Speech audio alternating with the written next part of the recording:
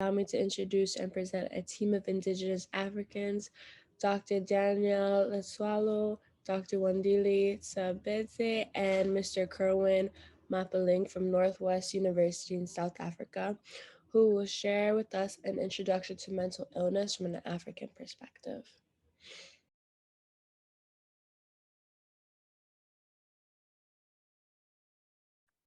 Yes, greetings everyone.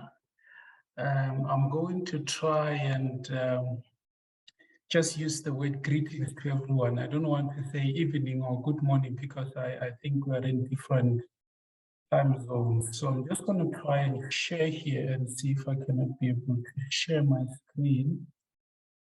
I should be able to do that.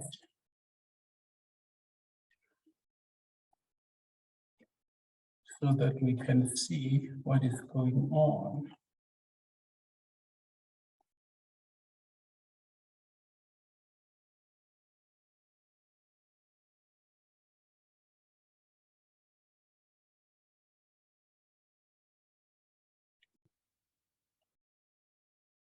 Okay.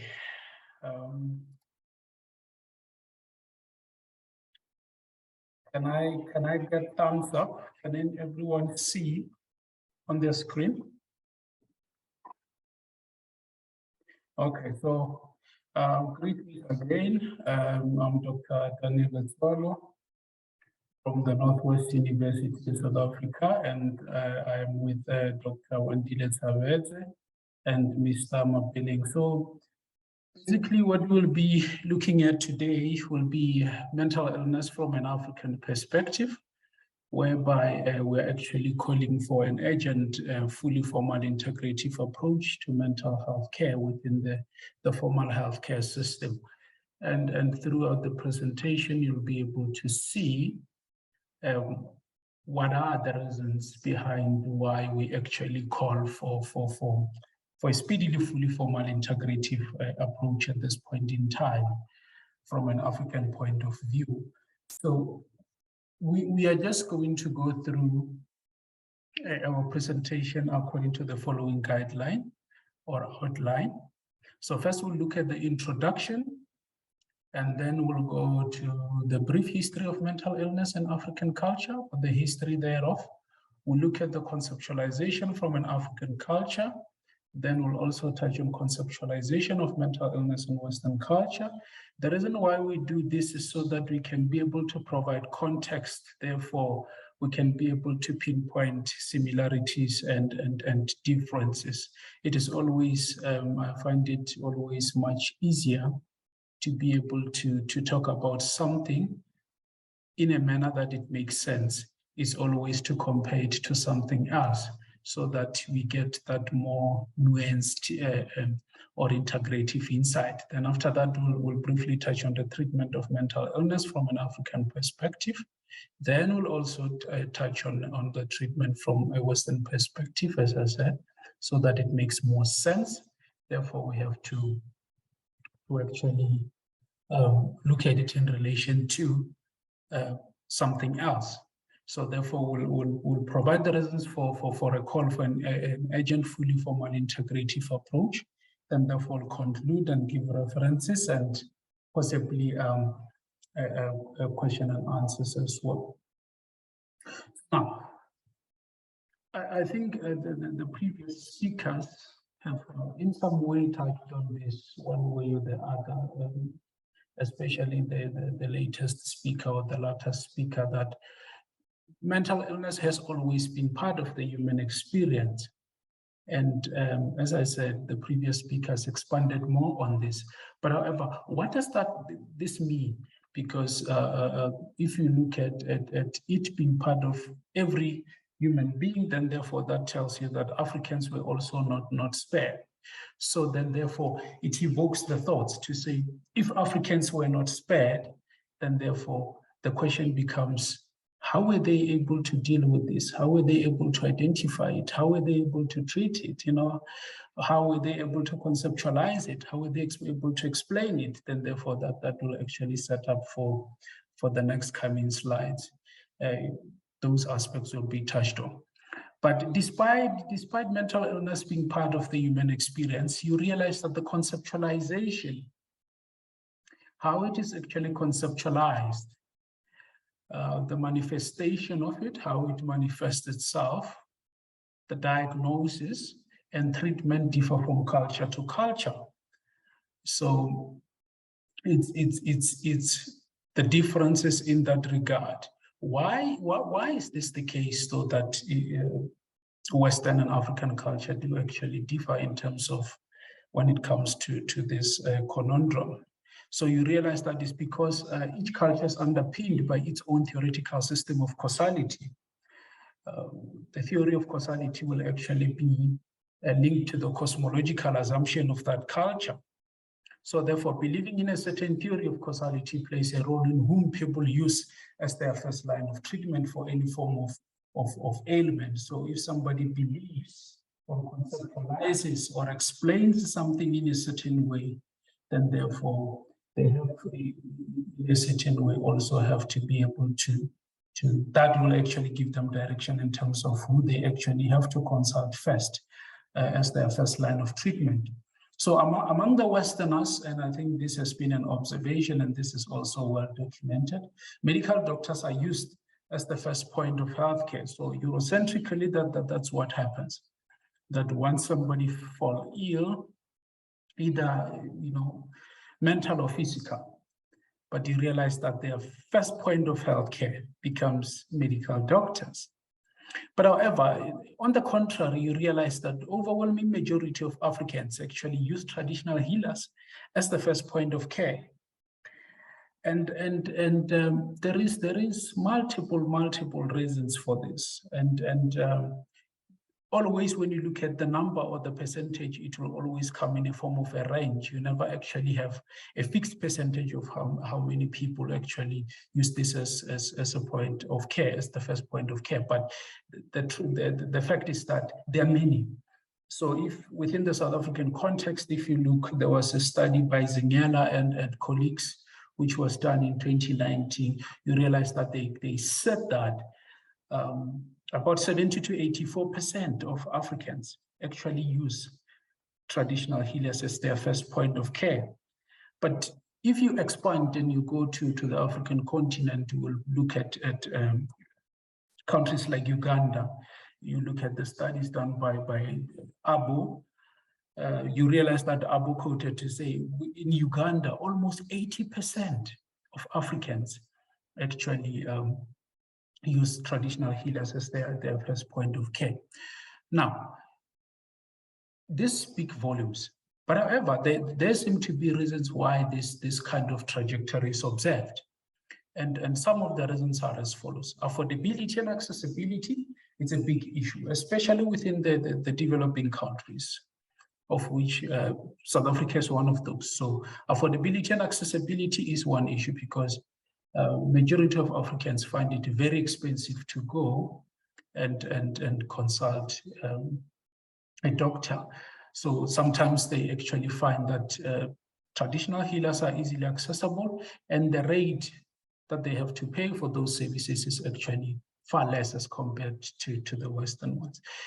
That is one aspect of it. But the most important aspect of it, which actually came out across a lot of studies which were done among African people, was the shared beliefs. When you look at the relationship between a traditional healer and a patient, it's that of mutual respect and understanding of each other's cultural views and beliefs. So this also says a lot in terms of how do actually people view Western culture, or the way in which Western approach to mental health care operates. They sometimes possibly feel that it does not address their needs, or is not actually aligned with their beliefs. Hence, we see this staggering number of Africans actually first going to traditional healers and then followed by Western culture, but the biggest aspect being the shared beliefs. And the other aspect is the provision of holistic care. in African culture, everything is more communal. It's not individualized, it's more communal. As much as somebody is actually going to present with some certain issues and then present either in a form of mental or physical ailments and present themselves to a traditional healer. But you realize that the treatment is always inclusive. It's all about the individual, the family of that individual, and to a certain extent, even the community at some point in time. Now, this speaks volumes, and this is one of the reasons why Africans also prefer to go to traditional healers, because they understand that because these people understand our beliefs and they share similar beliefs, then therefore they understand how to actually tailor the treatment in such a way that is inclusive and incorporative, not only of me as an individual who present in front of them being sick, either physically or mentally, but as well as the family thereof is involved. So you'll also notice among the Africans that all the time when somebody is being brought to a traditional healer, they always advise that that person should be accompanied by parents. That gives you that speak volumes in terms of how actually mental illness is conceptualized and the treatment approach thereof. So from here, we'll look at the brief history of mental illness in African cultures. So we realize that since mental illness has always been part of all societies, it is therefore irrefutable that humankind always battled with this issue, as we touched on this. So with such a conundrum at hand, they had to find ways to first explain it. And we cannot shy away from this. Yeah. People are always going to try and explain something in relation to their worldview, in relation to their cosmological assumption, So that actually informed their theory of causality. In other words, that informs their explanation of why something is as is or does as it does. And obviously, from that, they will be able to find a way to identify it, and as well as address it. This is where the treatment comes in. So, but however, we do have a challenge at hand, because if you trace history, then you realize that most of information that is African-based is oral. So therefore, you do not find a lot of publications. So because of this challenge, this was as a result of the predominance of illiteracy before the 19th century. So meaning that few to no written records can be found. So this presents a problem, that because now we cannot establish efficacy with certainty, in terms of how we cannot be able to evaluate the methods that we use to deal with those who are suffering from mental illness with certainty. But however, without having certainty, that does not mean that these Africans did not struggle or experience mental illness. They did. But however, the documented evidence is just limited. But most of the time, you realize that a plethora of it do exist within the oral sphere rather than the written sphere. So therefore, the onus rests with researchers now to be able to take that oral information and translate it into paper so that it makes meaning. But despite this, the healers, diviners, which are actually called Izangoma among the Zulu ethnic group within the South African sphere, the herbalists, Amakwele, and priests have always been part of indigenous healing in Africa. And they were useful then, they're useful now, and will continue to be useful.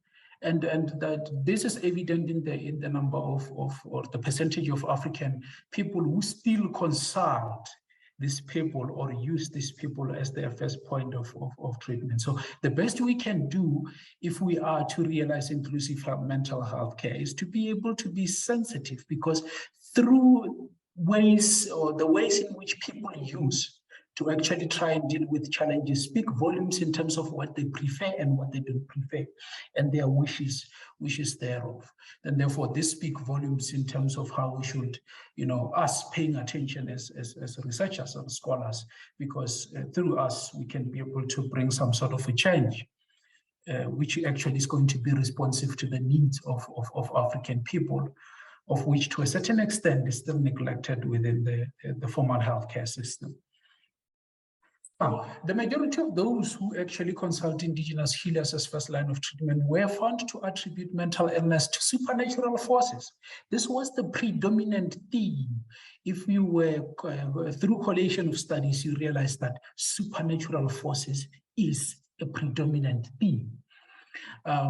So these supernatural forces will be in a form of possession by evil spirits and witchcraft and wrath by the ancestors. So meaning that if somebody is possessed by the evil spirit, there is a belief that that person may actually start presenting with mental illness symptoms. It can be as a result of witchcraft as well, of which some of this will also expand on them a little bit later in our other session, and the wrath by the ancestors. So as we said, and I think the previous speaker also alluded to this, ancestors, we do not only consult them when we need help. We actually have to try and maintain that tie with them throughout. So we have to perform rituals to be able to please them, even though we are not experiencing challenges. But why is this so significant to be done? This is significant to be done because we want to maintain that tie. Through that tie, ancestors are able to bring protection. And this is the common belief within the African sphere. So what we should think about in this case is that in African culture, when somebody dies, they don't actually die, and that's the end of it. Actually, death is seen as a stepping stone into another realm. So then, therefore, the biggest achievement will be, or the biggest desire is that when everybody dies, they want to become an ancestor, and a good one for that matter. Why? Because if they transcend into the spiritual realm, then they can be able to actually offer protection to the family. Hence, we have to maintain that ties through, in certain cultures, through performance of certain rituals to be able to maintain that. But however, you realize that should it be that that tie is not maintained as the ancestors would like it to be maintained, then you are likely to experience the wrath of the ancestors. And therefore, this person may actually start presenting with mental illness symptoms. So as I mentioned before, this point is just reiterating that to say consulting indigenous healers as first line of treatment highlight the trust that indigenous people have in the expertise of indigenous healers in bringing them relief, as that is tied to their belief system, which actually informs is informed by their cosmological assumption thereof. But however, despite this limited pre-colonial writings, there is some therapeutic evidence. And this is interesting because it's more archaeological, anthropological, if you may. That is in line with the belief that mental illness was attributed to supernatural causes.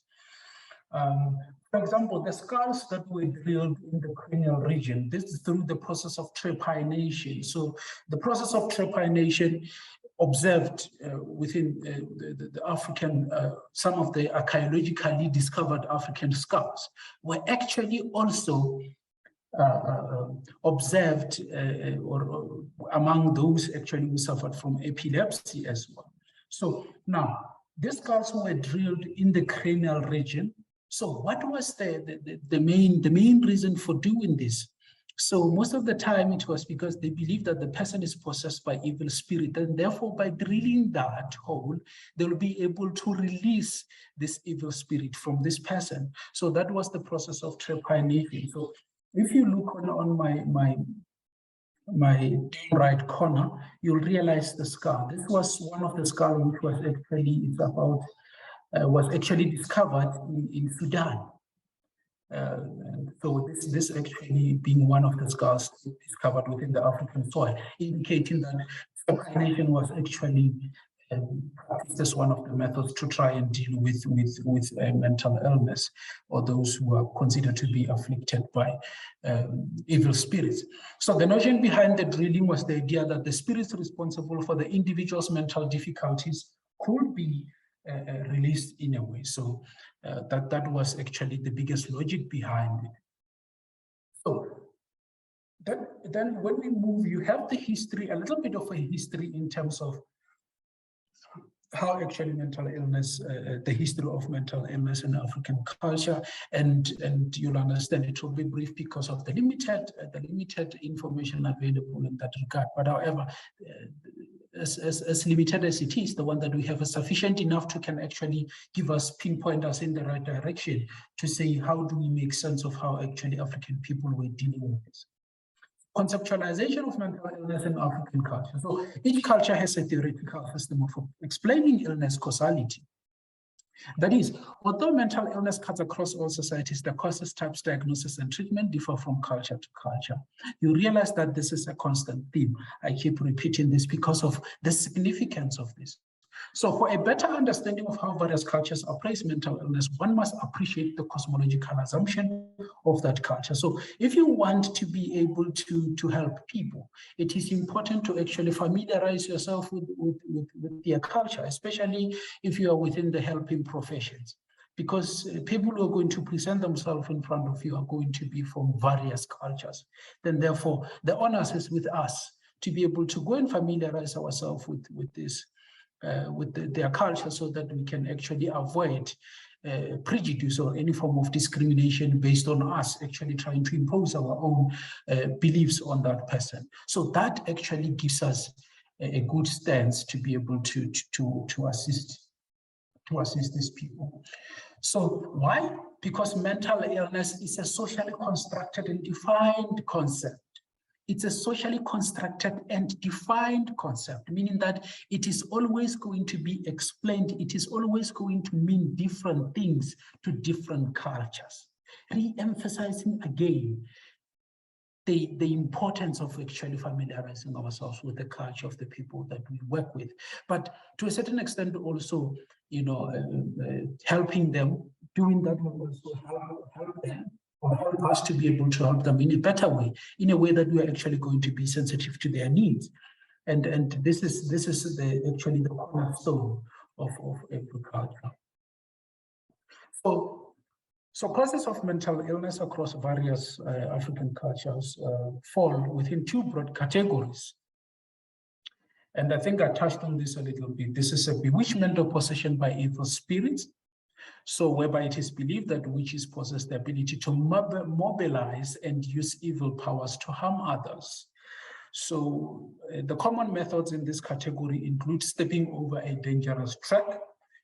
This among the South African ethnic groups will be that, somebody will actually go at your gate, where you stay at the gate, and they sprinkle something. So you are actually going to be able to step on that, and therefore you can be afflicted by in that manner. So poisoning with soil and ants from the grave is another method which is actually being put forth. And witch familiars, things like bed of evil, snake of the river, and something that we call in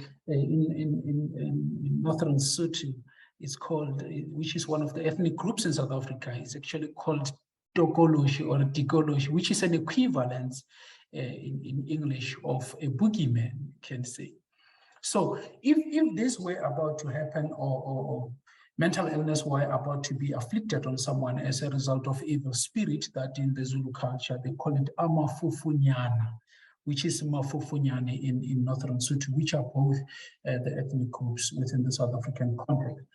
Then we look at the second broad category, which is the effects of the ancestor. I think to a certain extent as well, I also touched on this to say it is believed that when ancestors want something done and one does not oblige, they can cause problems for that person or remove their protection for that matter. Common in this category includes failure to perform a ritual, refusal to accept a calling. So, as we say, we need to be able to maintain ties with those who have left us in a form of ancestors, so that we can actually continue to receive their protection in perpetuity. And therefore, that comes with, of course, requirements. And one of the requirements will be the performance of rituals. Because we have different cultures, each and every culture have their own specific rituals which they actually perform to be able to maintain that ties. Hence, it is important for us to be able to be sensitive to how people do things, because that is the only way in which we can be able to understand them better, then we can be able to help them better. So a refusal to accept a calling. So sometimes, especially within the African culture, is that sometimes somebody may present with symptoms of mental illness as a result of actually, or as a sign that actually ancestors wants that person to become a traditional healer. So the person will present with symptoms of, in English, what we call, or psychiatrically, what we call schizophrenia. They can be roaming the streets, neglect their hygiene, do not sleep. And I can assure you, if you were about to quickly take that person to a psychiatric facility, depending on the duration, the person may actually get the diagnosis of either a brief psychotic episode, schizophreniform, schizophrenia, or schizoaffective, depending on the presentation thereof. But however, it may be, culturally, it may be that this person is actually displaying these symptoms because this person has to become a traditional healer. Then therefore, because they are either rejecting or they're not aware of it, then therefore they're suffering in that way. So the person who undergoes that kind of who accepts that kind of a calling will then undergo what we call initiation. So in Northern Sotho, among the South African population, it would be called Otwasa or Ukutwasa in Xhosa, among the Xhosa ethnic group of South Africa. So that is considered to be the solution to this problem, to be able to stabilize this person, because if this person undergoes this process, then they will be able to go back to normal and then be able to be a traditional healer and help others and also heal.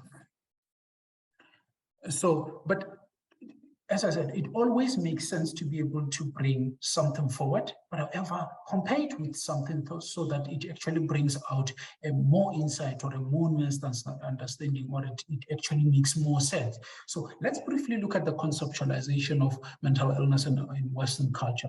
So if you, to a large extent, even within the formal healthcare system, mental illness is still considered to be due to something going wrong biologically.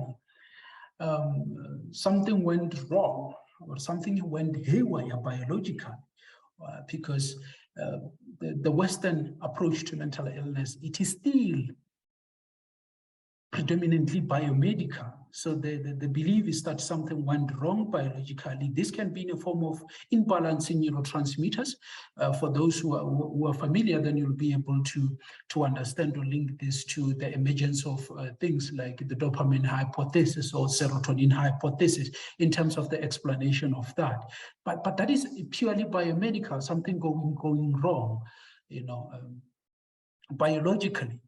But due to this way that they actually appraise, or this way in which they conceptualize mental illness, their approach then therefore it's systematic. So it's systematic in such a way that, and this is evident through the use of things like your Diagnostic and Statistical Manual of Mental Disorders, the DSM, and the International Classification of Diseases manuals. So these are actually systematic to say a person should actually fit within a certain criteria for that person to suffer from a mental illness. But we do know that within the African culture, actually, abnormal behavior may be interpreted differently by various cultures. So then having it systematic in that manner, when you compare to African culture, it may actually, to a certain extent, be problematic. Hence, you find things like the development of things like the azibo nosology, which is actually an African-based way of diagnosis.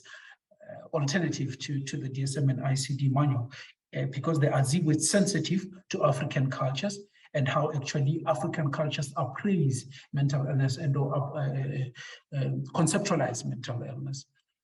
So although the psychosocial aspects are now recognized and incorporated within the Western culture, that is evident within the biopsychosocial model, biological views still dominate. And this is also observed within the hospitals, because now when somebody presents with mental illness, sometimes these people do not even get to see other MDT multidisciplinary professionals. What happens is that they're actually treated medically and then they're discharged from thereof. So that actually still give you the sense that the biomedical perspective still reigns supreme within the formal healthcare system, and unfortunately that is to the detriment of those who actually believe in alternative ways. So the Western perspectives or views are formally documented and backed by extensive research. This brings me back to the issue that I raised, that most of the information that we have in African culture is in oral form. So the onus is on us Africans to be able to advance this by actually getting that oral information and actually translating it into written forms, so that it can be documented and used as a form of reference, because there is a rich information out there which actually needs documentation. So we'll just now look at the nexus. Here, when we look at the nexus, we're just actually trying to look at that link, the linkage between a Western culture and African culture, and so that we can learn to really appreciate those smaller significant differences. So despite differing causality, or despite appraising, or despite conceptualizing, or despite theoretically explaining mental illness differently, there are some similarities among these two cultures. How mental illness manifests is one area, and this is in terms of the core symptomatology. And I think I touched on this when I actually indicated on the issue of when ancestors want somebody to actually take a calling and become a traditional healer, they actually can inflict. This person will present with the symptoms of that. So one area which actually is found to be common is in terms of the persecutory delusion. This cuts across all cultures. This is even observed in transcultural and cross-cultural international studies, that these delusions actually cut across all cultures. So difference between the two cultures were also noted. So as much as we do observe the persecutory delusions in mental illness in both cultures, but however, we also do have the differences. The differences were noted in what some of the symptoms mean. And this is very significant. So among Africans, for example, auditory hallucinations, which is actually hearing voices.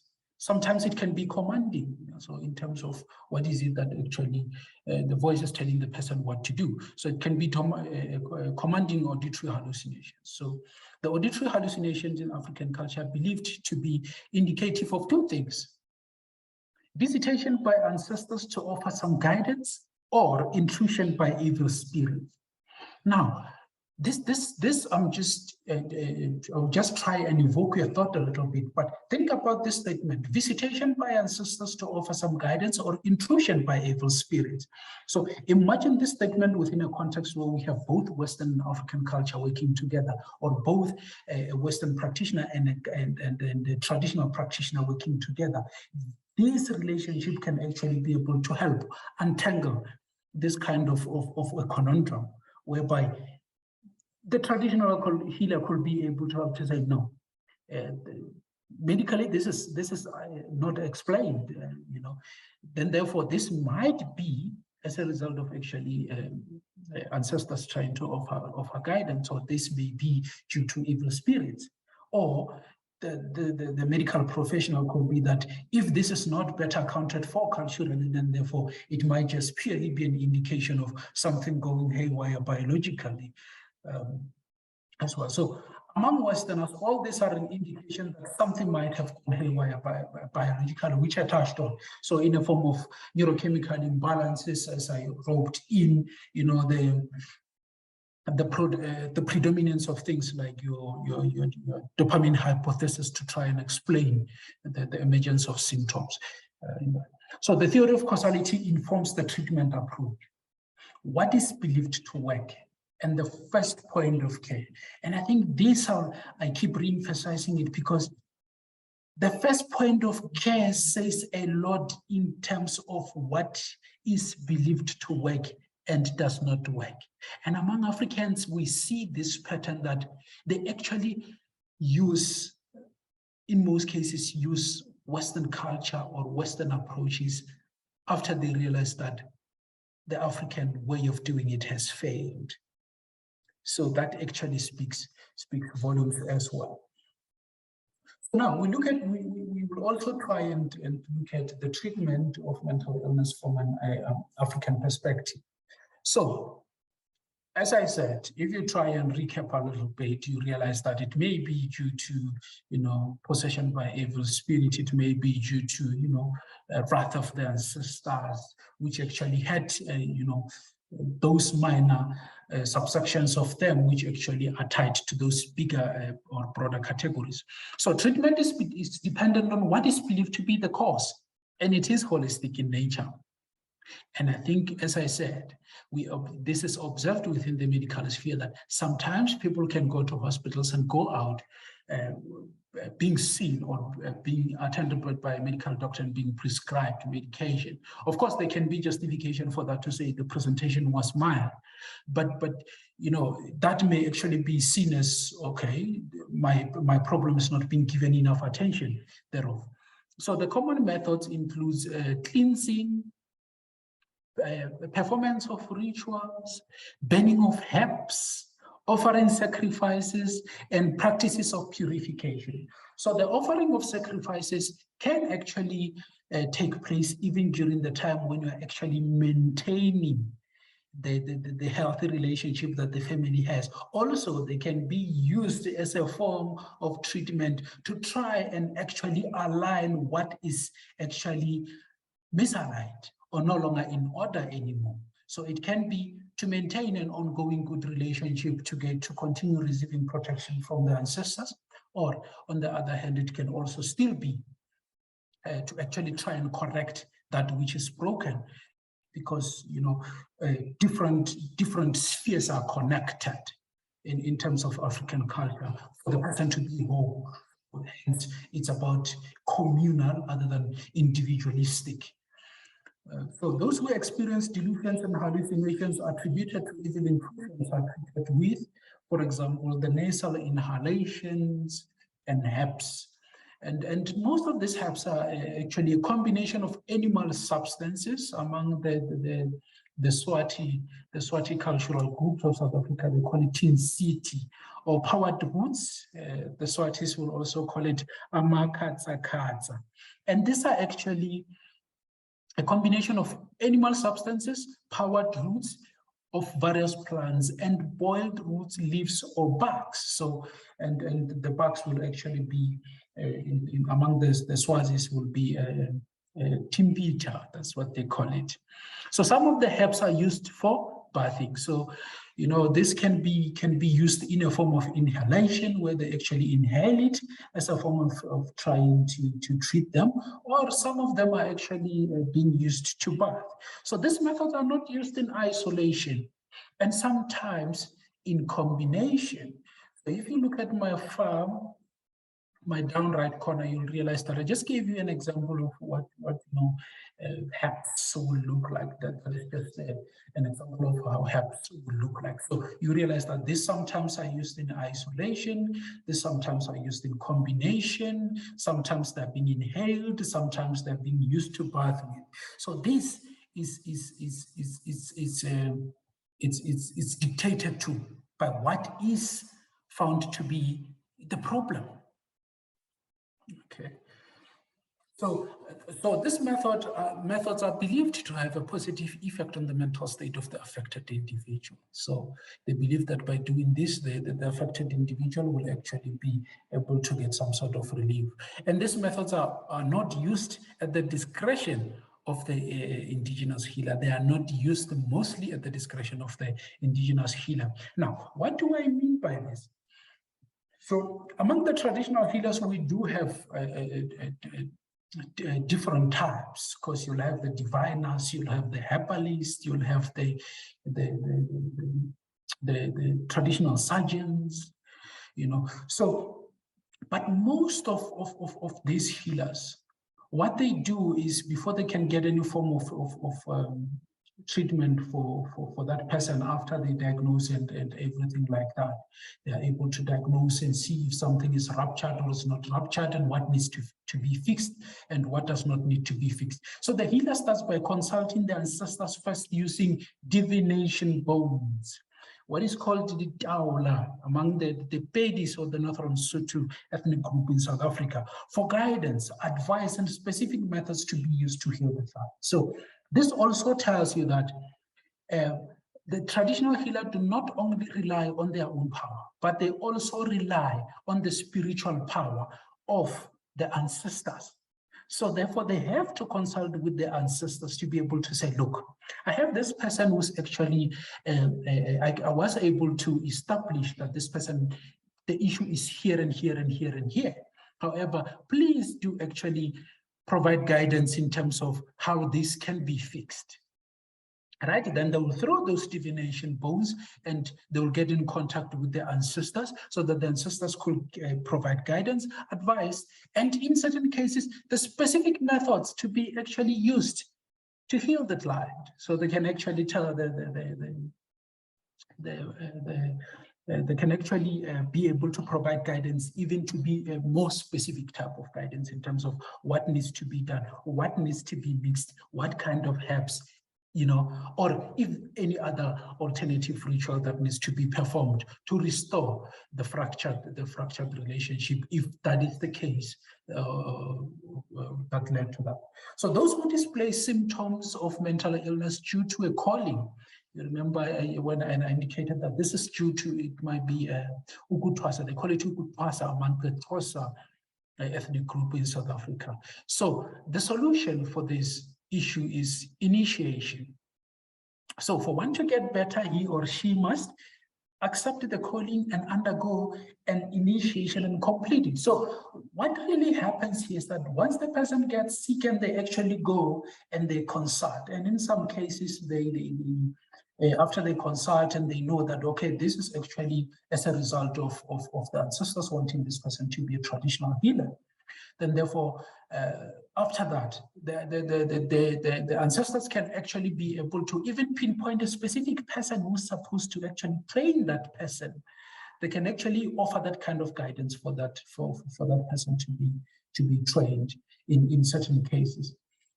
So that person will have to undergo an initiation. Failure will result in severe mental illness, and unfortunately, in worst cases, even death, and that will be a very undesirable outcome. So when this person now, they have identified the problem, and they possibly in a case where the ancestors are specific in terms of which traditional healer is actually supposed to offer the initiation. In certain cases, actually, we have seen some of the people, actually, a child will just actually, or whatever the adult will actually just run out of the family house, actually run to whichever traditional healer. But this is done is under the guidance of the ancestors, because they're pushing this person to actually go to this specific person to be able to do that. But immediately when that person actually goes into that traditional healer's yard, and sometimes they do fall on the ground, and the traditional healer will be able to know. In most cases, the traditional healers will indicate that, you know, they got signs that somebody was actually, they will actually receive someone. to be able to assist, and therefore they know what to do when that person presents to them. Then they'll actually start with the training. So the training occur under the guidance of a senior traditional healer, and what is called a kobela. So the one may ask, because the seniority also plays a role here. It's always better to be able to learn from those who are actually more senior, because they're more experienced, and therefore they are likely to have met diversified issues. Hence, most of the time, initiation occurs under the guidance of a senior healer, and it can take months or even years. So some of the people actually go to become traditional healers and within months, but for some it takes years, because as much as you become a traditional healer, you have the different specific types. Then therefore you may find that whatever lineage, whatever clan you come from, it's a specific type, which may actually take longer for you to become a traditional healer. So all those circumstances are going to play a role in terms of how long the initiation is going to last. So, here on my down on my lower right corner, you'll realize that I actually indicated, just put an image to actually just give you a glimpse of what divination bones look like. And so this is what they normally use, and once they do this divination bones, most of the time they'll be staying in some sort of an animal skin made type of a bag, which actually is in it. So when somebody actually present themselves to the traditional healer, sometimes even when they're with their family, so sometimes they ask that person to actually blow in that bag, and then they will do their own things, and then they'll throw the bones. So then therefore the interpretations will be done thereof. This of course will be done in connection with or under the guidance of in connection with the ancestors as well. So all that process unfolds. So those undergoing initiation also learn the following. They do not only learn how to become a traditional healer. So being a traditional healer also comes with this type of things as well. One of it is humility. Humility, traditional helps. So they're going to be able to learn what we call muti. And I think most of the people who attended here might actually be familiar with muti. Obviously, there will be different types of mutis, but I think that is beyond the scope of this presentation. So there will be learning muti as well, and other traditional rituals as deemed necessary. So that is actually commonly called kupatla among the Africans. So you need the initiate will also learn the following. So for mental illness due to bewitchment and breaking of taboos, the following are actually commonly used. Cleansing. Cleansing is one method which is actually used. So the prescription of how that is done, as I said, they will inquire with their ancestors, then they will get direction in terms of what kind of a cleansing has to actually be undertaken to actually cleanse this person from this. Then you also have things like incision, where they actually can actually cut the person on certain specific portions for specific purposes, and that is called kukata. And you also have sacrifices and rituals to repel and appease the ancestors. As I said, the traditional healer may be able to establish that there is a ruptured relationship between you and possibly your ancestors. Then therefore they prescribe the type of sacrifices which actually have to be done, and the rituals which actually have to be performed to actually appease the ancestors so that they do not turn their backs on you and actually continue offering you the living the protection that they must do. And in certain cases, you'll also realize that these rituals may actually be performed in case of, witchcraft, which is actually as a result of somebody, inflicting it on you or on the person who's actually suffering. They may actually perform certain rituals to actually return it back to the sender, so that that's how they can actually be able to deal with it. So those are some of the methods that are actually dealt with. I think I'm going to actually try and cut it here, and we'll continue with the remaining the remainder of the presentation during the second aspect of this conference. And now I'll just open the platform for